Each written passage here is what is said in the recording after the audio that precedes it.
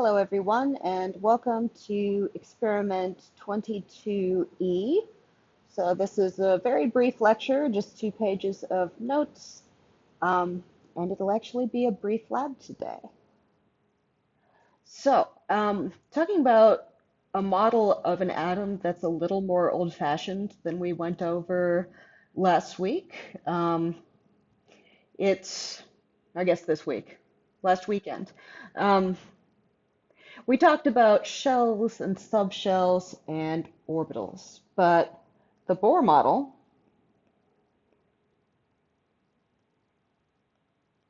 only has shells.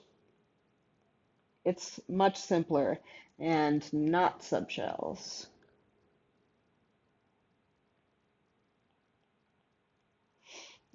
or orbitals.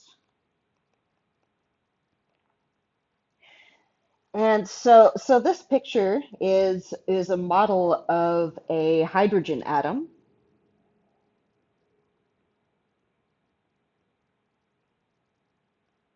We'll just put our one proton right in the middle.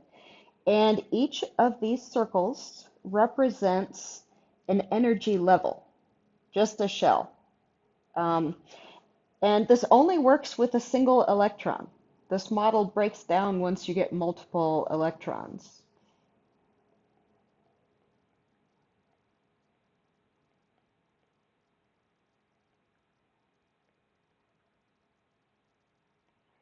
So the electron can live in any of these shells, any of these, they called them orbits at the time. But it cannot exist between them.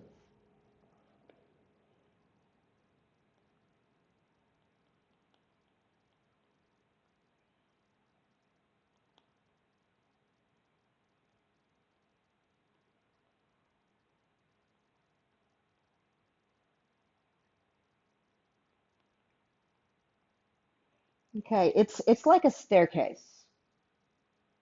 You can't be in between the stairs, really. Assuming you have both feet on each stair, you could put one foot on each stair, but let's not be silly. So this electron could be here, it could be up here, it could be up here, but generally it wants to stay down there, close to the nucleus. So that is because it's in its lowest energy state.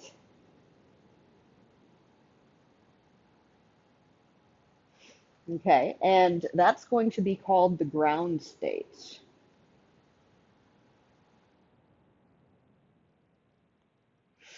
And so that is the position, as we see in the diagram, that is closest to the nucleus. Oh, I'm spelling.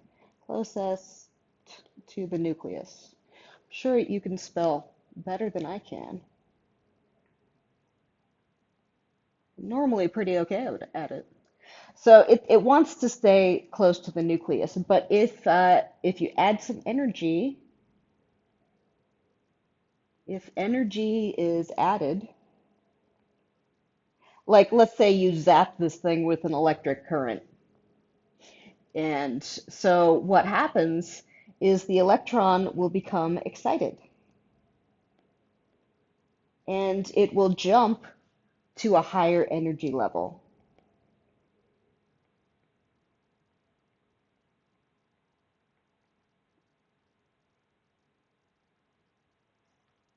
Okay, so the excited electron doesn't last very long in its excited state. So it actually immediately falls down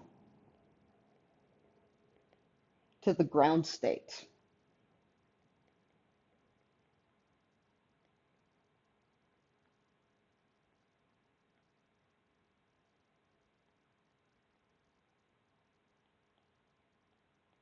Ground state. And what that's going to do is it releases the energy that was originally added. And it releases this in the form of light.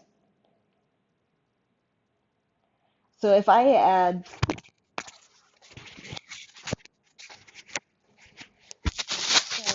pause. One of my earbuds just fell out. Excuse me. So, what happens is energy is added to the atom. Oh, let's put an E there. Um, it excites the electron, and the exact amount of energy that was added is released. So it's either it's enough for a transition or it's not. And if it's not, a transition is not going to occur. And so if I add 2 units of energy to this atom, I'm going to get 2 units of energy out. And so this process is called, this should say an electronic transition, which we will talk more in more detail about momentarily. Okay. So let's talk about light for a little bit. So light is a little weird. It can be seen as a wave or a particle. And if you see it as a particle, it's called a photon. It's about the circumstances and which way of seeing it fits the circumstances that you're interacting with. So a wave has a wavelength,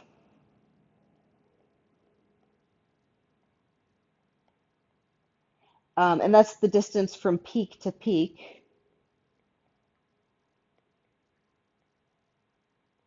And don't worry, we will draw this out. And it also, oh, and this is measured in nanometers.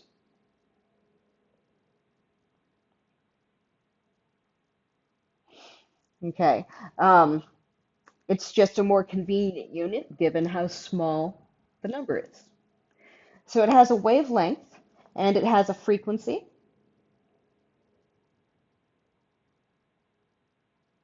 which is the number of cycles per second.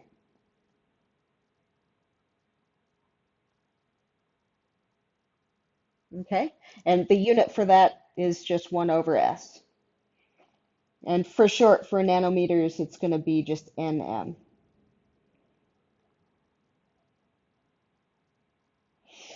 Okay, so let's draw this out.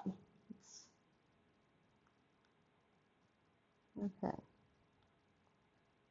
So this distance, this is from peak to peak, that's wavelength, which we symbolize with lambda.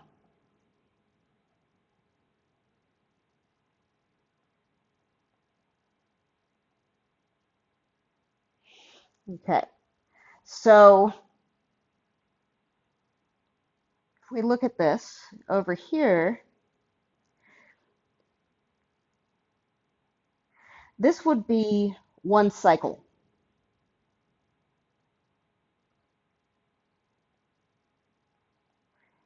So just so it's going from one location up and down into the same location on the y-axis. So that would be considered 1 cycle, and we'll measure it in cycles per second.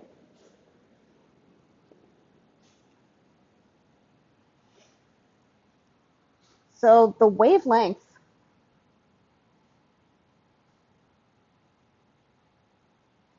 is what determines the color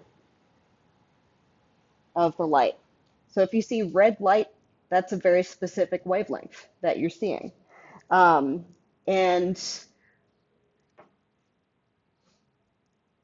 I lost my place, I apologize. That is representative of the color of the light, and the energy of the electron determines the wavelength.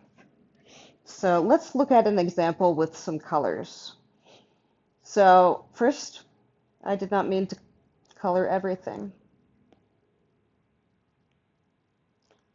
Oh dear. All right, I'm just going to do it in black and I will label it. So let's say I have blue light. That's going to have a very short wavelength and high energy. Short wavelength, high energy. So also higher frequency because its cycle is shorter. But if I had some red light, that's a fairly long wavelength. It's very relaxed. So that is lower in energy.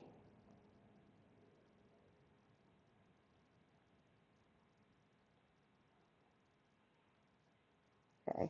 So it's the energy that connects the frequency of light to the electronic transition. So the distance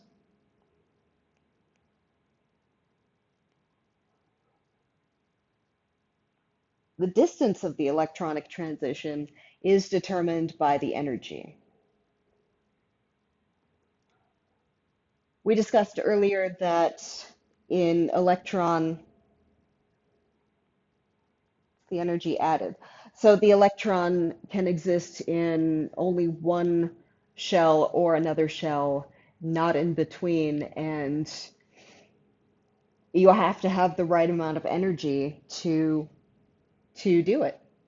And if it's less than that, you're not going to get a smaller wavelength or a smaller transition.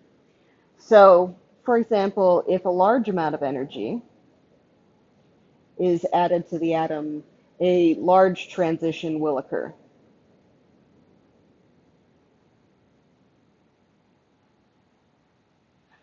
That means it's going to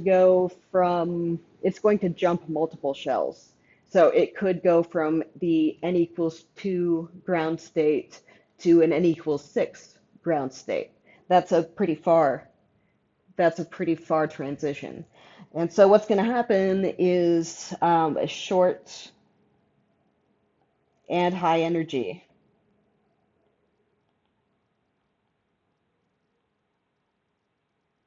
wavelength of light is going to be released. So if you add a lot of energy, I'm not sure what happened to my red wave. Let's draw it again. So if you have a lot of energy, you're going to end up with a light that's closer to blue.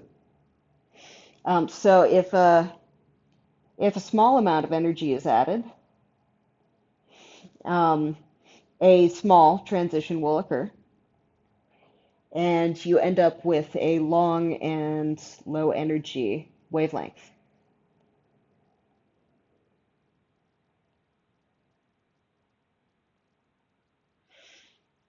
So let's just draw a diagram for those.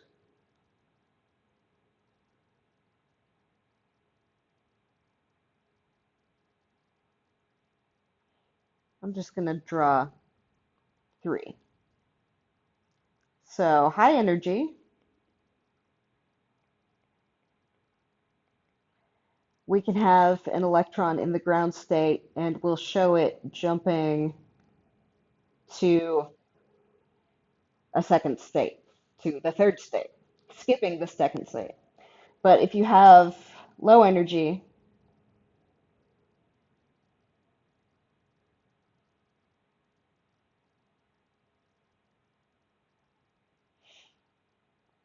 it might only go up one state.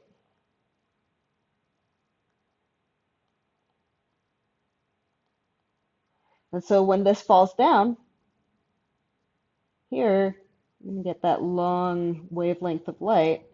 And when it falls down here, you'll get that short wavelength of light. Okay, this concludes our pre-lab lecture. I haven't noted the time, but I hope that was brief. It is a brief lab this evening, so we are going to take the opportunity to do some review. I look forward to seeing you then.